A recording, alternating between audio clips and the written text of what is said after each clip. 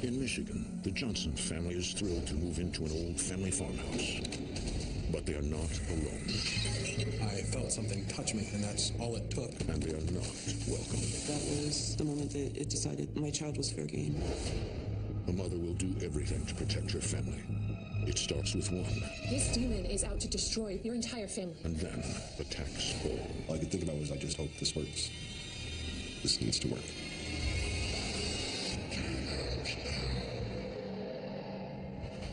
In America, there is real evil. It lurks in the darkest shadows in our most ordinary towns. Between the worlds we see and the things we fear, there are doors. When they are opened, nightmares become reality.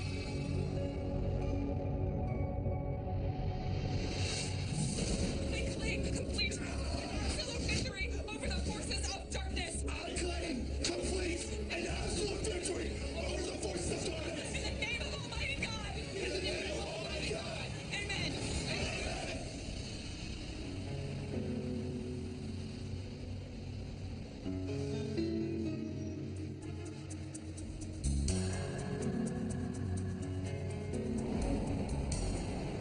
Betty Johnson and her two sons, Bryn and Dylan, are finally getting their wish. They are moving into a larger rural home located in the outskirts of Detroit, Michigan. For the past 20 years, Betty has been happily married to her husband, Bruce. And as a proud mother of two, she is determined to provide a better life for her family. The house belonged to my mother-in-law, and she got married and moved, so the house was sitting vacant. Well, this is it. She wanted us to be able to have it, and we jumped at the opportunity.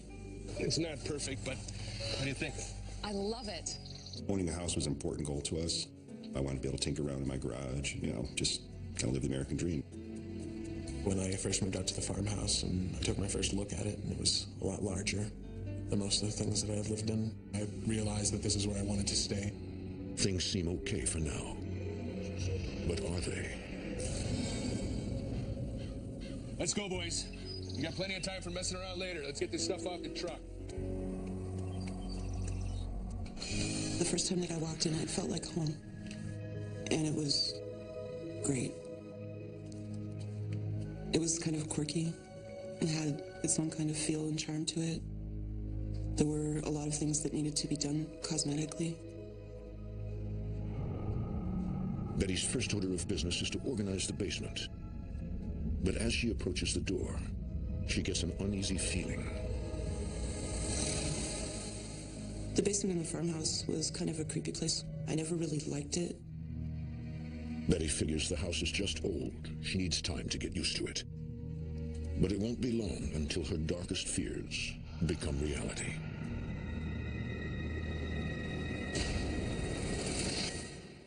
The next week, Betty continues to unpack. She hears something in the basement. Something strange. I heard some sobbing. Hello? Someone there? I was confused because the children weren't home at the time. Are you hurt? It sounded as though she was in agony physically, that something was being done to her.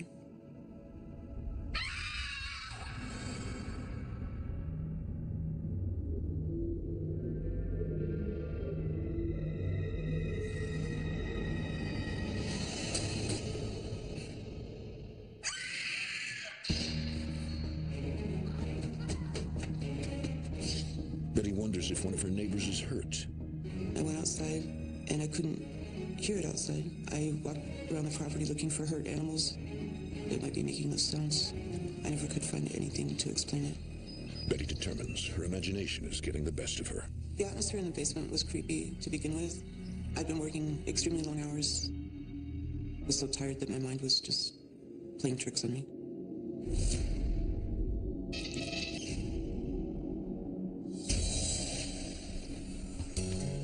Over the next several months, Betty and her family finally settle in. Bruce continues to work long hours as an appliance repairman, while Betty juggles taking care of the kids and working at the mall. The boys were really enjoying their new home. Bryn was making a lot of friends in school and having a lot of fun, and Dylan really enjoyed playing with his brother outside in the yard. The Johnsons work hard at making the house their own. But still, something isn't right. noticed a movement. When I turned to look, all I got was an impression of something dark running across the baseboards of the wall. I thought that I might be seeing our cat out of the corner of my eye. Ruckles, what was that? Did you get a mouse?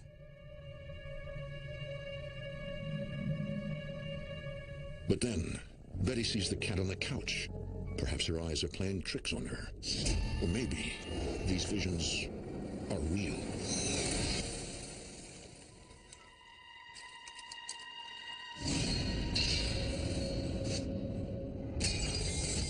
I saw a face staring back at me from the window.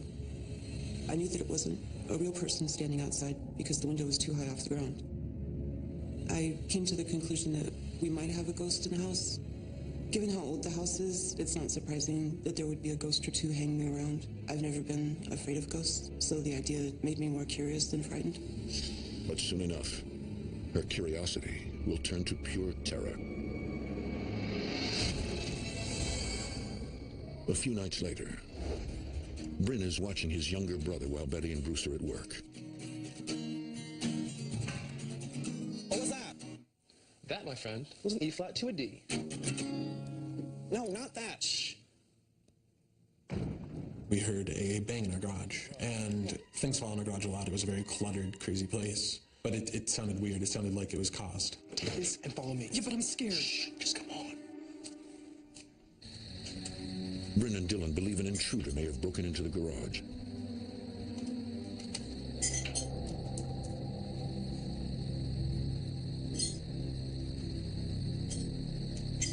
Hey, Dad!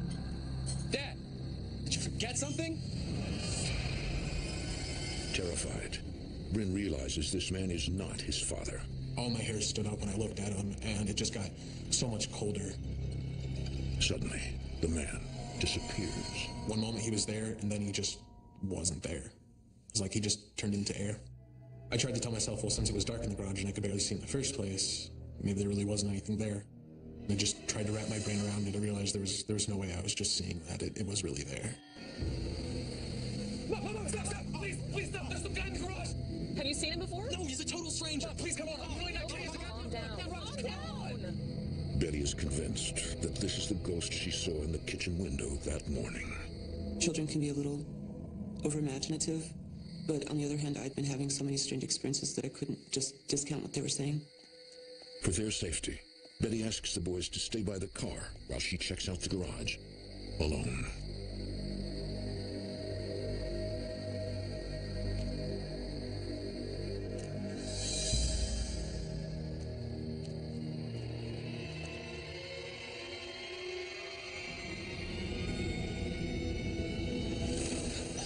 Mom, I'm telling you, we heard him.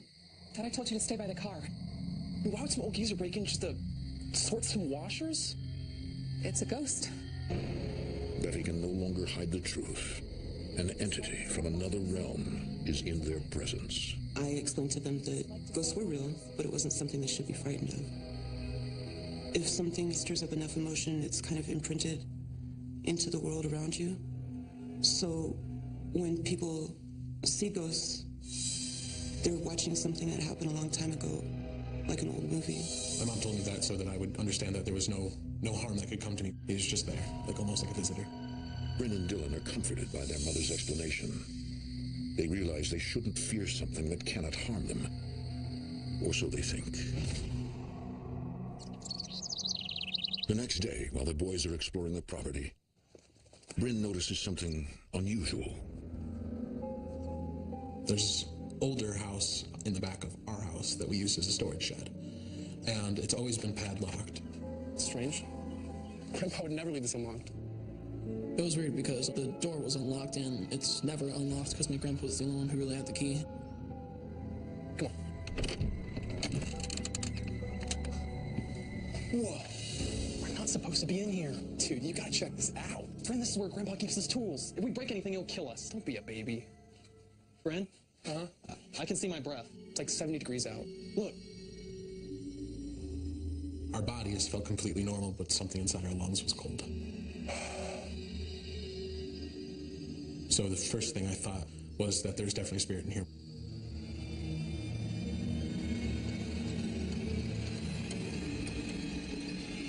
Yeah, okay. Let's get out of here. Let's go. Let's go. Well, maybe it was the ghost. I felt like something was outside with me, like it was taunting me. And I remembered what my mom told me. It's a ghost. Ghosts can't do anything. What is it, huh? What do you want from us? You know what, I'm scared of you? I just kind of felt more empowered than the ghost was. That's why I engaged it. Why don't you just leave? Bryn's mother thinks ghosts are harmless. But what if she's wrong? And what if this one has found its latest victim? I didn't know how to rationalize it. I was just terrified.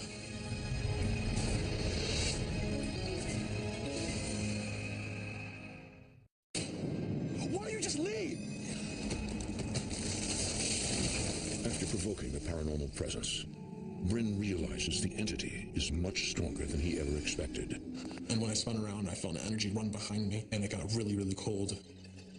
Bryn, what were you doing in Grandpa's shed? Mom, listen, there's something there, and I'm pretty sure this thing's angry at me. Look, it just dropped this giant branch right on me, and I swear, this thing just nearly killed me. Until this moment, Betty never believed that ghosts could interact with the living. Having a branch break or a locked door be opened made me reevaluate what I thought I knew about ghosts. And the first thing I thought of was what kind of effect it could have on my children. Betty worries that her sons are in danger and knows she must take control immediately. Later that night, Betty confides in Bruce. Are you happy? What kind of question is that? Of course I'm happy. Something happened today. What? You know how I've been telling you about all those strange things that have been going on around here? Yeah? It's happening to Bryn and Dylan, too. What's happening? I just don't feel safe here anymore. There's something here. I don't want to risk the boys' safety. The violence seemed to be growing, and we didn't know how far it was going to go, and we didn't want to find out. We thought that as much as we loved the house, if things were becoming physical, that it would be better if we moved and took the boys away from that environment. And don't you want to have a place of our own? Just ours. We've probably saved up enough for a down payment. We could get a place closer to work. I was driving 45 minutes each way to work every day, and gas was getting incredibly expensive. We decided that it was a good time to move. I suppose you're right.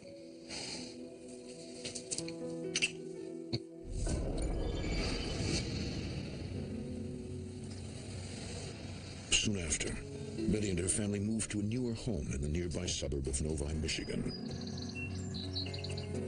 We've saved up enough money where we could put a down payment on a house that we could actually own and have it be ours.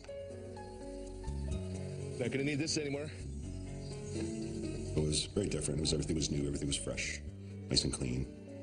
We liked it. We were excited. It was a clean home, a clean slate. Everything seemed possible. But little do they know, their dreams will soon be shattered. Just as life is improving for the Johnson family, things take an unexpected turn for the worse.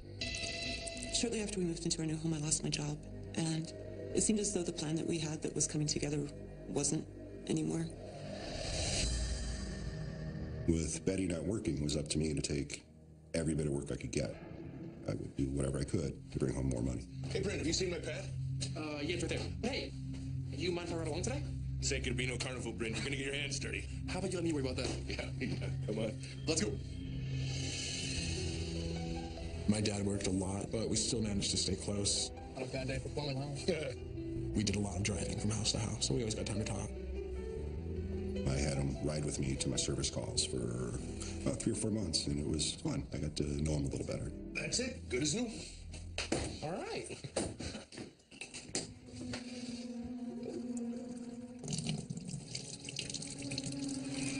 Bryn appears to be the primary target of something supernatural. Bryn? Bryn? It's just water. No, that is blood. Bryn, there is no blood. Just water. See?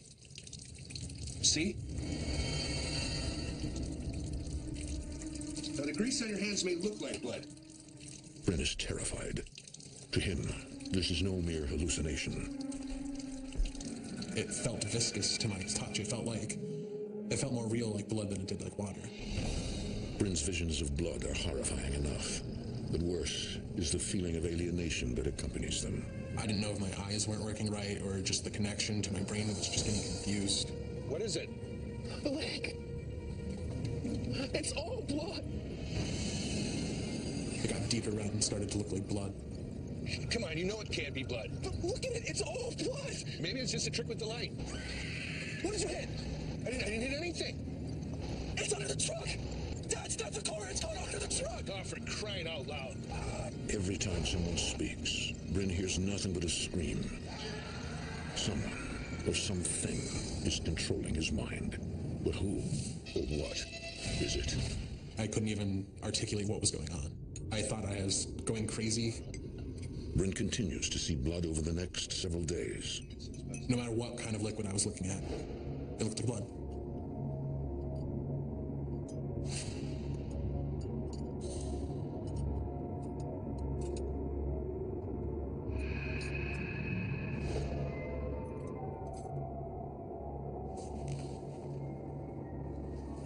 Bryn's increasingly strange behavior is starting to worry his mother.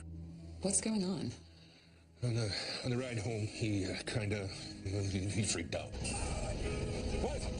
Says he saw blood in the lake and earlier when he was washing his hands. Wherever there's water, it's like he sees blood. My first reaction was the fear that maybe Bryn was doing drugs. He wasn't. My second fear was that something was wrong with him physically. To ease her fears, Betty takes Bryn to see a doctor. They ran an MRI, they ran an EKG, and the neurologist confirmed that there was nothing wrong with my brain and that there was no regular brain patterns or tumors or agents. They didn't know what was causing it. Besides some obvious stress that I think Bryn's under, he's perfectly fine. I knew there was something wrong somewhere. Either I was crazy or there really was blood. And those were the only two options. I was trying to see it as a sort of message, like things are going to start getting bad soon.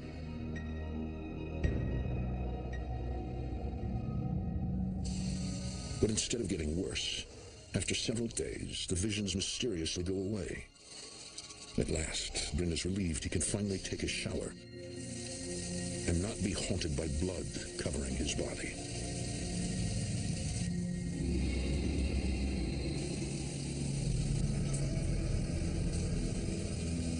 And then I felt the curtain move. As though like someone's fingertips were grazing across it. Dylan, cut it out. It got so cold. It was hot water and I still felt cold. And I couldn't shake the feeling that there was still someone in there. And I was looking right at it.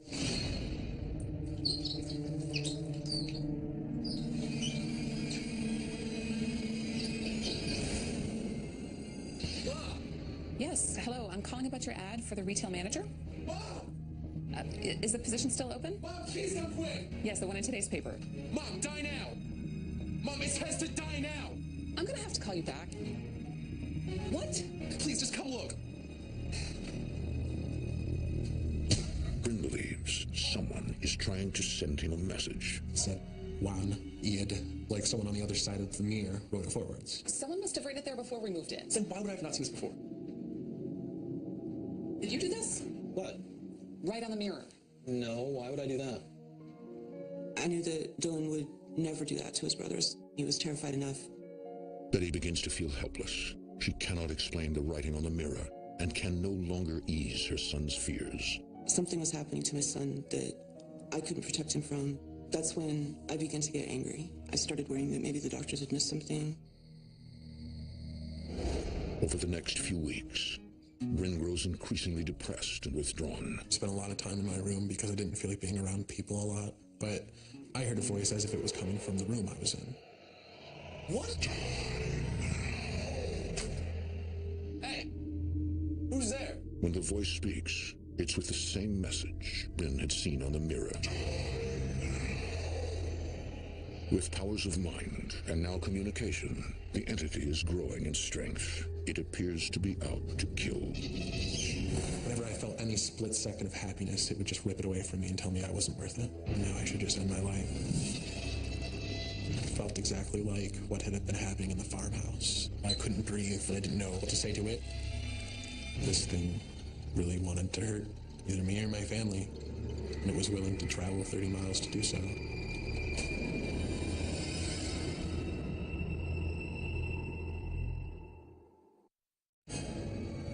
After coming face to face with the dark figure, Bryn realizes that he is not simply hallucinating. This entity is controlling his mind. Dylan? Did you see that? What? No, it was something black, like a shadow. Where's the cat? That was it! You just saw it, didn't you?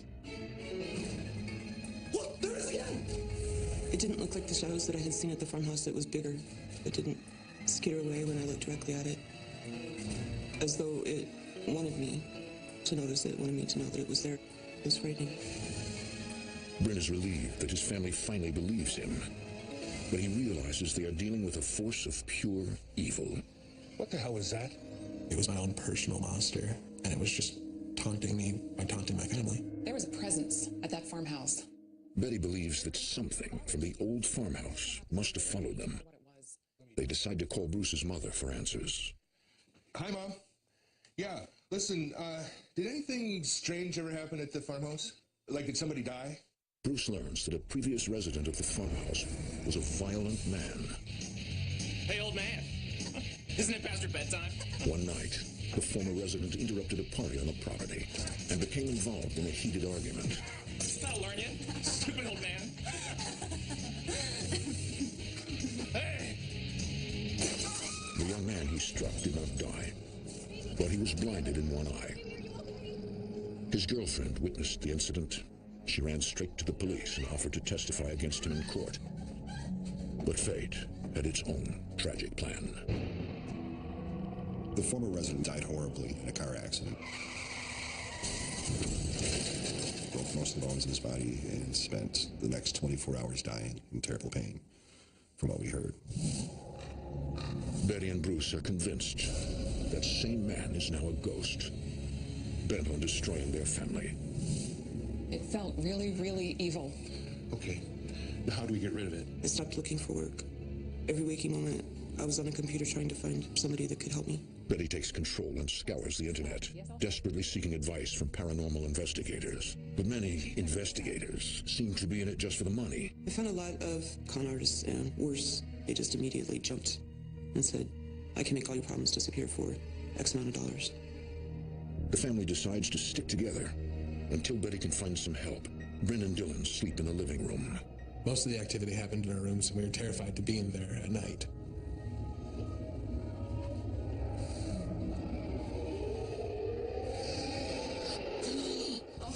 I'm sorry, honey. I didn't mean to scare you. Even though she cannot control the evil, Betty is trying to fix it. But with no money to spend on investigators, she is reaching a dead end. I was losing faith in the idea that it couldn't harm me, but my mom reassured me. And so, since it was the only thing I had to go on, I believed it. Hey, Bryn, if you're gonna go take a shower, let me stand guard outside the door, okay? We shall keep together as much as we can. I felt something touch me, so I paused for just a second, and that's all it took.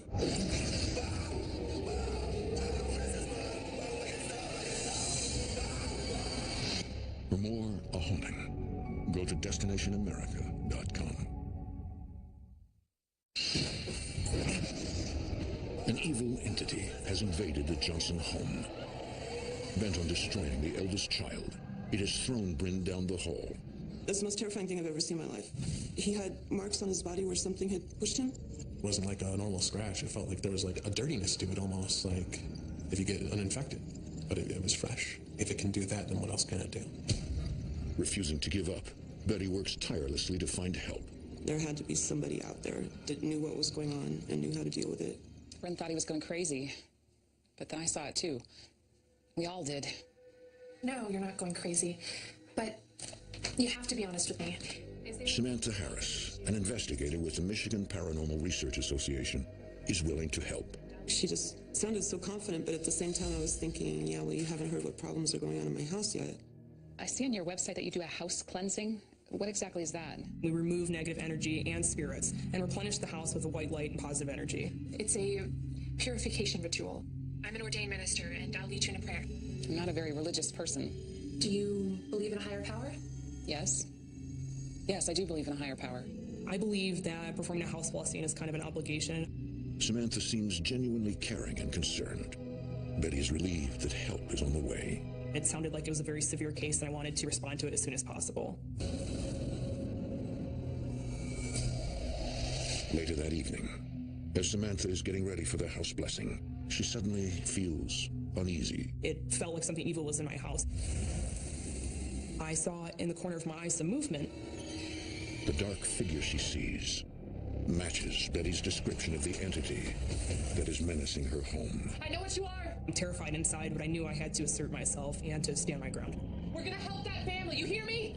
You can't scare us off! In all the years that I had worked on demonic cases, I had never seen one physically appear for us. And it worried me.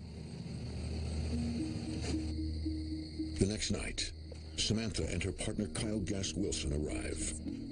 You can just sense the heaviness, the depression, the anger, the hatred that was present. This is my family, my husband Bruce, my son Dylan, and this is Bryn. Nice to meet you, Bryn. I'm Kyle. When I met Bryn for the first time, you could really tell that he had a lot of pain inside him. Fear that you could see in his eyes. The man who lived in the farmhouse before we did, do you think it's his spirit? I told Samantha about the man that had lived in the farmhouse before us, the one that had died in the automobile accident.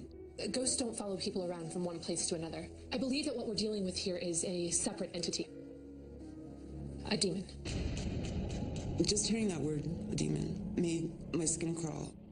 Probably the same demon that influenced that man to act violently. I think it was very probable that the demonic entity attached itself to the previous homeowner of the farmhouse and then influenced his behavior. After the man died, the demon began searching for another, someone young and vulnerable. You, being under stress, were easy prey. I believe when a person challenges an entity, that they become vulnerable. You know what, I'm scared of you? Why don't you just leave? And I think that challenge provoked it. That was the moment that it decided that my child was fair game. That would explain the efficiency of blood and the voices he hears. In my experience, human spirits typically don't have that type of power to physically lift people, to claw them. Those were some of the reasons why I thought this case was demonic. I was fearful it would soon move on to demonic possession. It's clear to me that this demon is out to destroy Bryn. And not just you, Bryn, but your entire family. Betty feels helpless. Her family is dealing with an entity of pure evil. One with powers beyond her wildest imagination. All I could think about was, I just hope this works. This needs to work. Did you see that? I think it was the demon trying to tell everyone in the room that no matter what we did, it wasn't going to leave. It's here. We thought we knew what we had been dealing with. We didn't. Now that the demon is present, Betty and her family know they must prepare for a battle with the supernatural. Having received a sign that the demon is present, Samantha prepares her assault on the entity. The power of their will, strong as it might be, would never be strong enough to defeat a demon. They must also use sacred oils, salts, and incense, materials known to drive out evil spirits. Olive oil is believed to be a symbol of peace, and it's believed to drive out negative energy as well. Smudging is a traditional purification rite that uses smoke to drive out evil. I like to use the Native American smudging method in combination with the Christian Catholic ritual, and we also use some South American rituals as well. White sage creates an atmosphere that's not hospitable for a demonic entity. Using a ceremonial feather, a gift from a Native American shaman, Samantha begins. As I walked into Bryn's room, I could really feel this heaviness. Kyle anoints the lintels with olive oil. Above each door and window, he makes a sign of the cross. As I was in Bryn's room, anointing above the window, a voice came to my right ear. Shot shivers throughout my whole entire arm. I could feel the hair in the back of my neck just go straight up. As I turned around to anoint the other wall, I felt something grab my right arm. While Kyle anoints every portal, Samantha performs a ceremony in Dylan's room. Salt is believed to act as a barrier to keep a demonic feature from entering the home again.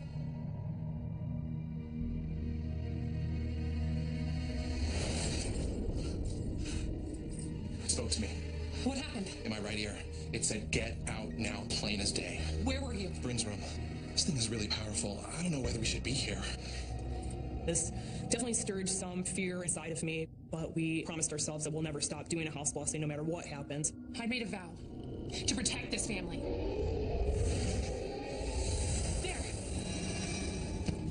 You could feel the entity move from room to room. It was like a cornered animal. You could feel the hatred it felt towards you, and it despised our efforts in trying to remove it. As the ultimate weapon in their battle against the demon, Samantha brings out a prayer. This is the warfare prayer. It's all that we have left. We must prove that we are stronger. What do you want me to do? Recite it, lead your family, believe in those words. The strength of your belief is all that matters now. Your mother is going to read a prayer. I want you to repeat the words as she says them, okay? You have to do this right. To find the inner strength, all I had to do was look at my children. Heavenly Spirit, I claim the protection of the light. Heavenly Spirit, I claim the protection of the light. For my family, my finances, my home, my soul. The ability to defeat the demon rests on the power of prayer and the strength of Bryn to resist one final attack. For the Johnson family, gaining control of their lives has come down to one final prayer. My soul and my body. Halfway through the prayer, I noticed that Bryn started to act a little strange. My home, my soul, and my body. I take a stand against all the workings of darkness. I felt really sick every time I uttered a word. It felt like I was going to vomit. I take a stand against all the workings of the darkness. I could feel it struggling inside of me, almost like an animal in my chest. It was trying to take something with it. And if it succeeded, I wasn't going to be the same anymore. I resist the spirit of fear. I resist the spirit of fear. Bryn, it's going to be okay. I've never seen this before in my life. I started to question, are we going to be able to help this family? Bryn, it's going to be okay. Bryn, I'm here. I can't. Finish it. Ultimately, a demon wants to destroy life, wants to destroy hope. That's what this demon was trying to do, was trying to destroy my family. No! You can't get him! You have no power here! Nothing will hurt me! Nothing will hurt me! I'm going to stand up to it like I did that one day. Because wanting to terrorize me is one thing, but wanting to destroy me, that's unacceptable. I claim complete, absolute victory over the forces of darkness! I claim complete and absolute victory over the forces of darkness! In the name of Almighty God! In the name of Almighty God! Amen! Like that. It was just gone. I felt like I could breathe normally for once. There wasn't something holding me down. It felt like there was this light that came into the home. It's actually such a beautiful moment. It was very touching to have helped Betty's family. Can I give you a hug? The gratitude felt by Betty and her family runs so deep they cannot possibly express it.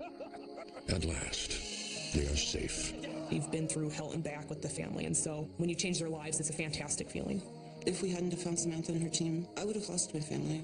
I don't think that even the strongest family could survive something like that for too long. We were always a family, we were always there for each other, and the love that we have for each other got us through.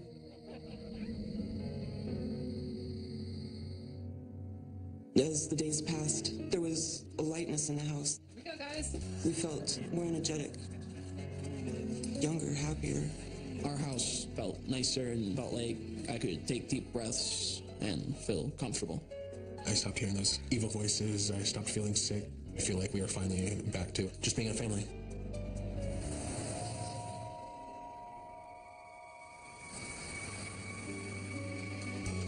It's just the wind, guys. The window's open. Before this happened, if anyone had asked me if I believed in demons, I would have had to say. But now I'm thoroughly convinced I had to have found a demon. It's kind of like a tick or a parasite. The longer you let a demonic entity reside in your life and in your home, the harder it is to get rid of it.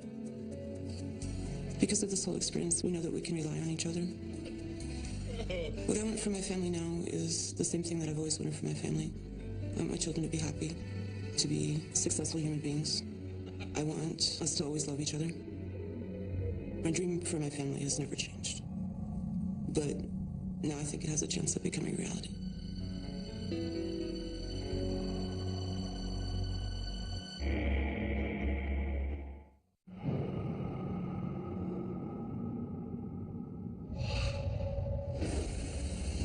In Michigan, the Johnson family is thrilled to move into an old family farmhouse.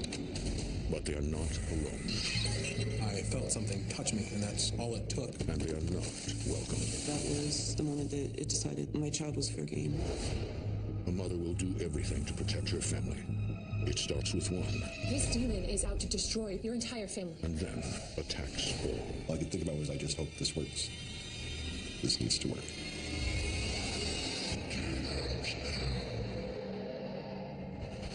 In America, there is real evil. It lurks in the darkest shadows in our most ordinary towns. Between the worlds we see and the things we fear, there are doors. When they are opened, nightmares become reality.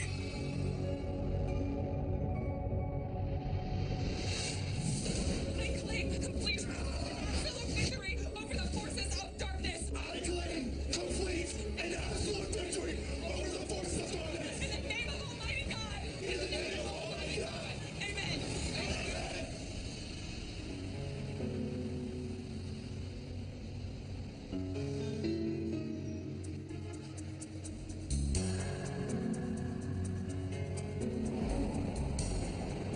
Betty Johnson and her two sons, Bryn and Dylan, are finally getting their wish. They are moving into a larger rural home located in the outskirts of Detroit, Michigan. For the past 20 years, Betty has been happily married to her husband, Bruce. And as a proud mother of two, she is determined to provide a better life for her family. The house belonged to my mother-in-law, and she got married and moved, so the house was sitting vacant. Well, this is it. She wanted us to be able to have it, and we jumped at the opportunity. It's not perfect, but what do you think? I love it. Owning a house was an important goal to us. I wanted to be able to tinker around in my garage, just kind of live the American dream. When I first moved out to the farmhouse and I took my first look at it, and it was a lot larger than most of the things that I've lived in, I realized that this is where I wanted to stay. Things seem okay for now. But are they? Let's go, boys. We got plenty of time for messing around later. Let's get this stuff off the truck. The first time that I walked in, it felt like home. And it was great. It was kind of quirky. It had its own kind of feel and charm to it. There were a lot of things that needed to be done cosmetically. Betty's first order of business is to organize the basement. But as she approaches the door, she gets an uneasy feeling. The basement in the farmhouse was kind of a creepy place. I never really liked it.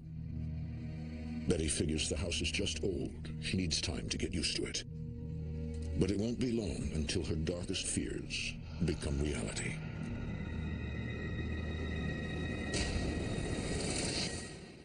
The next week, Betty continues to unpack. She hears something in the basement. Something strange. I heard some sobbing. Hello?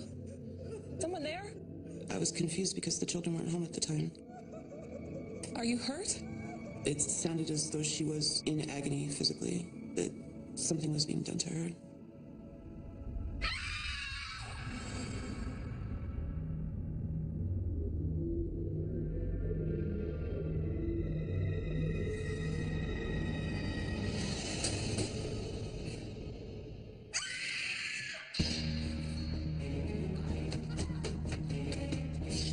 Betty wonders if one of her neighbors is hurt.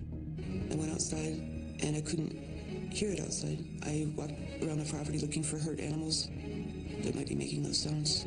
I never could find anything to explain it. Betty determines her imagination is getting the best of her. The atmosphere in the basement was creepy to begin with. I'd been working extremely long hours. I was so tired that my mind was just playing tricks on me.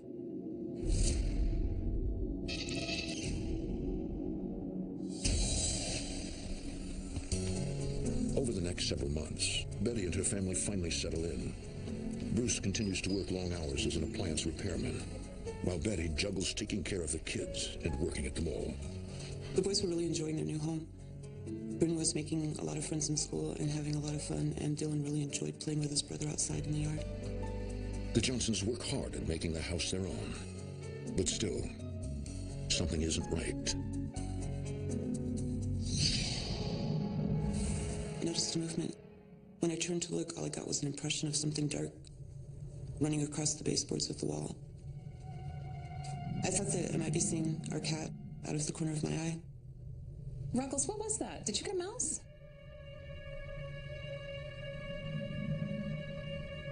But then, Betty sees the cat on the couch.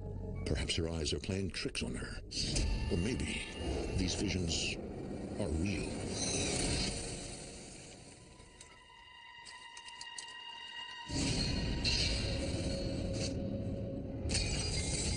I saw a face staring back at me from the window. I knew that it wasn't a real person standing outside because the window was too high off the ground. I came to the conclusion that we might have a ghost in the house. Given how old the house is, it's not surprising that there would be a ghost or two hanging around. I've never been afraid of ghosts, so the idea made me more curious than frightened. But soon enough, her curiosity will turn to pure terror. A few nights later, Bryn is watching his younger brother while Betty and Bruce are at work. What was that? That, my friend, was an E flat to a D. No, not that. Shh. We heard a bang in our garage, and things fall in our garage a lot. It was a very cluttered, crazy place. But it sounded weird. It sounded like it was caused. Take this and follow me. Yeah, but I'm scared. Shh, just come on. Bryn and Dylan believe an intruder may have broken into the garage.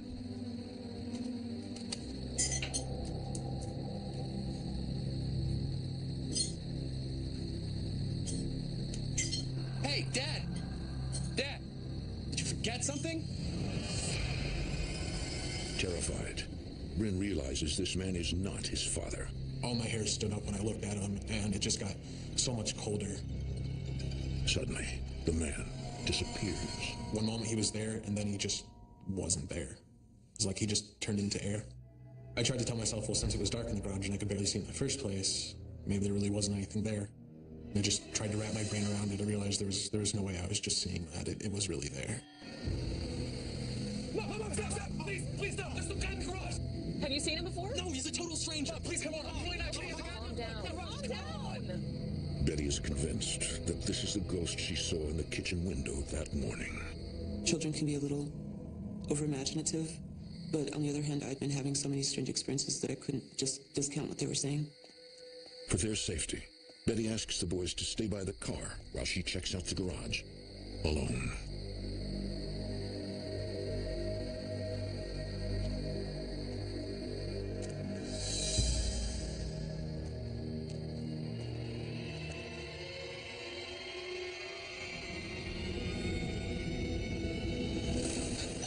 Mom, I'm telling you, we heard him. Thought I told you to stay by the car. Why would some old geezer break in just to sort some washers? It's a ghost. Betty can no longer hide the truth. An entity from another realm is in their presence. I explained to them that ghosts were real, but it wasn't something they should be frightened of. If something stirs up enough emotion, it's kind of imprinted into the world around you. So when people see ghosts, they're watching something that happened a long time ago, like an old movie. My mom told me that so that I would understand that there was no harm that could come to me. He was just there, like almost like a visitor. Bryn and Dylan are comforted by their mother's explanation. They realize they shouldn't fear something that cannot harm them. Or so they think. The next day, while the boys are exploring the property, Bryn notices something unusual. There's this older house in the back of our house that we use as a storage shed. And it's always been padlocked. Strange. Grandpa would never leave this unlocked. It was weird because the door was unlocked and it's never unlocked because my grandpa was the only one who really had the key. Come on. Whoa. We're not supposed to be in here. Dude, you gotta check this out. Friend, this is where Grandpa keeps his tools. If we break anything, he'll kill us. Don't be a baby. Bryn? I can see my breath. It's like 70 degrees out. Look. Our bodies felt completely normal, but something inside our lungs was cold. So the first thing I thought was that there's definitely a spirit in here.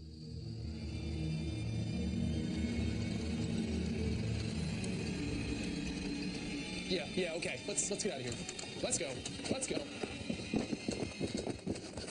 Well, maybe it was the ghost. I felt like something was outside with me, like it was taunting me. And I remembered what my mom told me. It's a ghost. Ghosts can't do anything. Where is it?